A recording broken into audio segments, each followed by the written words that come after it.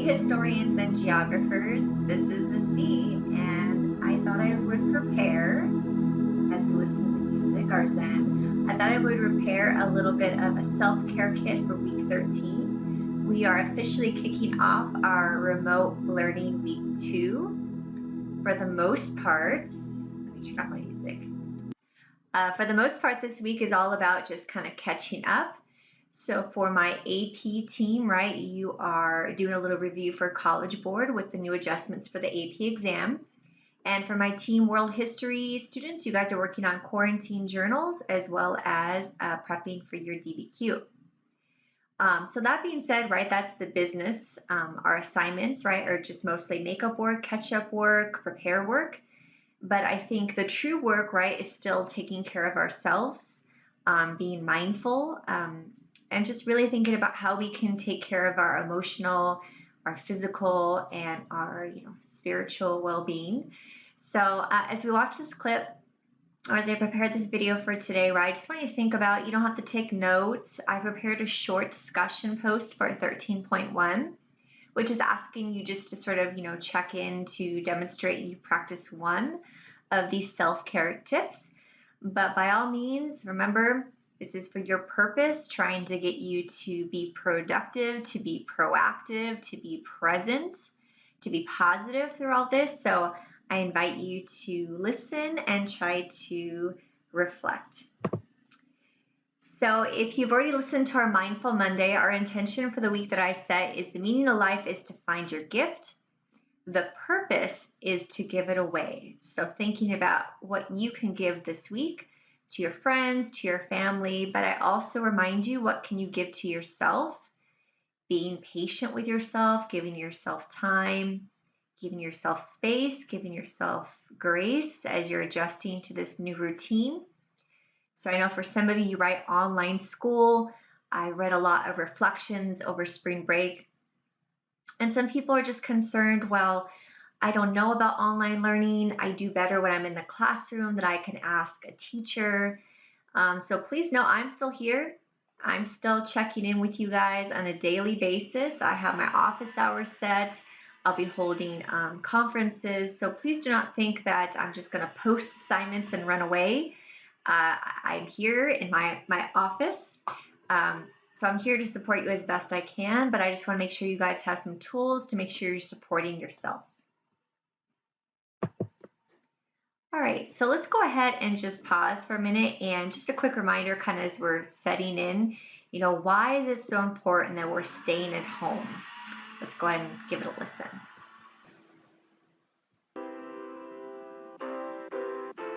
Staying inside saves lives. Stay home. Please stay home. Stay home, stay home. We're gonna have to get creative in here. I really think togetherness is the superpower of our species. Let's do it together. We will keep each other company. I want you to meditate with me. Let's get ready together. Come yoga with me. Each day can be a different thing. Hey guys, welcome back to another studying video. But first, some rock and roll. I want you guys to stay home and cook with me. This is the one you want to get. I love reading what you guys are up to. And I'm real into it. Why not turn on the camera, do it as a group, do it together? And make some comfort food, because we all need that right now. You can slow the growth of this and save lives.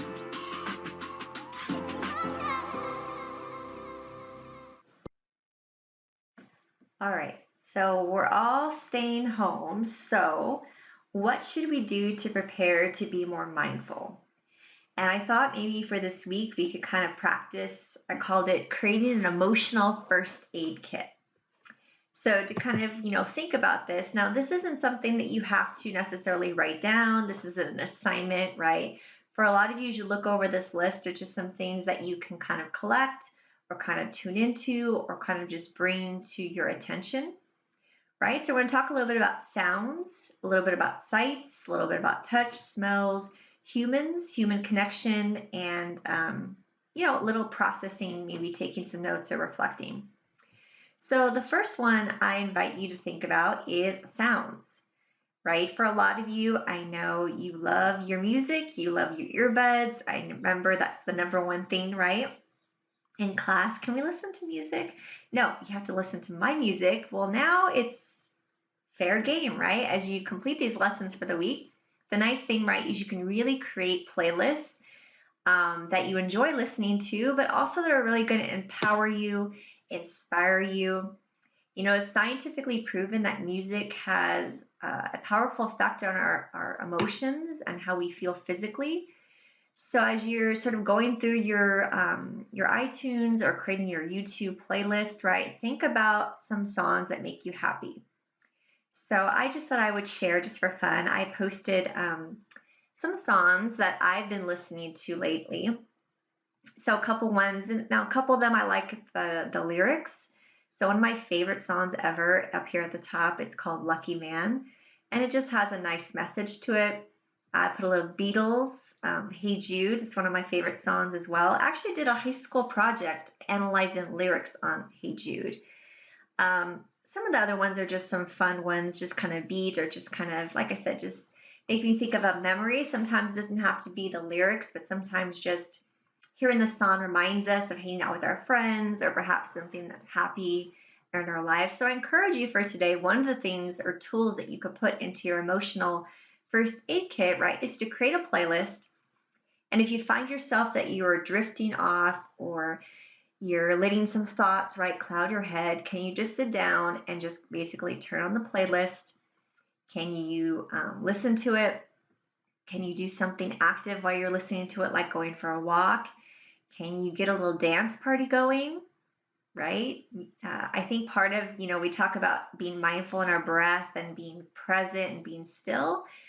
But I also found that as I'm processing this, I think just putting on the music and while I'm cleaning my kitchen, right, just kind of a little dance party, it's something that also helps us with that, well-being. So one of the steps I invite you to take a look at is create that playlist for your sounds. The second one is sights. So what photos make you happy? I know a lot of you in the class, right, you have social media, you maybe have a Snapchat or Instagram or TikTok. Maybe it has lots of images. Can you maybe put together, right? You all have access to Google Slides. You have access to different apps, probably apps, not even I'm aware of, but can you create almost like a vision board perhaps, or maybe create a folder in your phone? Right? Can you pull out or sort of almost curate a collection of photographs of positive moments in your life? So what images make you smile, right? Can you go through your phone and kind of look back and, sometimes I'll go through my phone and I'll go back, pages and pages and be like, oh yeah, I remember this one time I completely forgot I took a photo when we were doing this, or the expression on my nephew's face when we're doing that. So sometimes just taking the time, right, just going through, we have access to technology and all the photographs, but do we take time to go back and sort of reflect on those moments? Okay, the sights, can they be something positive? So, I just threw a couple photos on the screen, right? So my nephew right now, I'm missing him like crazy. It was his birthday just a week or so ago, so I thought I'd put it up there, making silly faces, thinking about my friends at school, Miss Kuka, Miss Metcalf, and Mr. Flowers. I'm thinking about the time me and my husband went on vacation. We went, what is it called? Dune buggies? I don't know. RVs? No. Someone's going to tell me what those things are called. I know they're called something, but some former students of mine. So sometimes just, cultivating or sort of curating those images, right? Create an album, create a Google Slides, create a collage, create something that when you're feeling stuck or you're feeling that you need to be kind of cheered up, your sights can be a powerful way to cheer you up. Also touch. Can you put something in your emotional first aid kit? Right, for me right now, I have my blanket. I don't have it here right now, it's on the couch, but I have this one blanket. It's my favorite one. My mom gave it to me a few years ago for Christmas, and it's my favorite blanket to curl up in when I'm watching a movie or it's cold outside and have my cup of tea. So do you have something like that? Do you have your favorite cozy hoodie that when you put it on, you just feel safe? Do you have that one stuffed animal? Maybe you've had it since you were a little boy or a little girl. Or for some of us, right, it might be a necklace, maybe it's a cross, maybe it's a bracelet, maybe it's something that just when you just simply touch that one item, you just feel a little more connected or you feel a little more safe. So we experience, right, all the senses, what we hear, what we see, what we touch. Also, I put up there what you smell, right? What makes you relax. So like right now I have these little like essential oils. So this one is lemongrass oil. So what I'll do sometimes, and it doesn't have to be oil, but I'll put it with just a little drop in my hand and I'll kind of just like rub it to my fingers or my hands, I should say, and I kind of just smell, put a little right here. So sometimes just smell, if it's not oils, right, it could be maybe some perfume or some lotion that's very calming. So something, right, smell is another powerful senses. So sometimes maybe lavender, maybe lemon, something that's going to be really, bright. Maybe peppermint is going to give you some energy. So you'll be surprised of just kind of tapping into that smell sensory, how that's also going to sort of change your emotions in that case. Another one that I want you to try to, obviously right now is super important for us, is the human connection, right? It doesn't have to be anything fancy, right? It could be literally on a piece of paper, on a post-it note.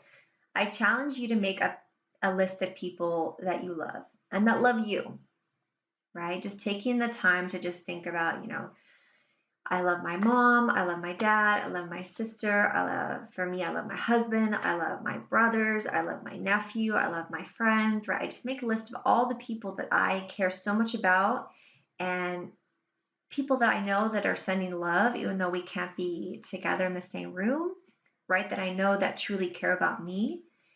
And why are we grateful for these people in our lives? A lot of you in your reflections are talking about your gratitude for your family members, for my mom, for my dad. You're making that list, but my challenge for you is, can you, and I put up here, right, can you pick one person to text? Now, if it's maybe your mom, maybe you're not going to text your mom, but I remember when I was little, sometimes I would leave my mom a post-it note and I would just put something nice on the post-it note and I would just stick it on her bathroom mirror when she was getting ready for work in the morning. I love you, or thank you for being a wonderful mom, or thank you for baking cookies, right? It could be something small. So parents, they love that. And, parents are going through a lot right now as much as you're dealing with stuff. They're also, right, we're all processing this together. So sometimes you'll be surprised of one little post-it note, or if it is maybe a friend or a family member you can't be with, one text. So I gave you some examples, right? I want you to pick one person off that list and I want you to text them, I love you because, you've always been there for me, or I admire you because you always have set such an example and you've always done this. Thank you for blank. I appreciate you as my friend because you're there when so it doesn't have to be a paragraph. It doesn't have to be this like long sentence. It could just be a really quick boom, just to affirm that we are still connected. We are still here. We are still, experiencing that, and that connection can be powerful as we're trying to put together our emotional first aid kits. So some other things to consider, right? Take note. What do you do with these thoughts, right? When you have these thoughts, whether they're positive thoughts, maybe, now's the time with all this time on your hands, you might be inspired. You'll be surprised, right? We've been go, go, go. You go to school, you go to practice, you go to rehearsal, you go to whatever it is in your schedule, right? But now you've had all this time. Maybe you have some time to be inspired. Maybe you're inspired to write a song, or maybe you're inspired to sketch in a notebook or write a short story, write some poetry. I don't know. The creativity, sometimes just having a place for those thoughts can be powerful. So to get them out of your brain.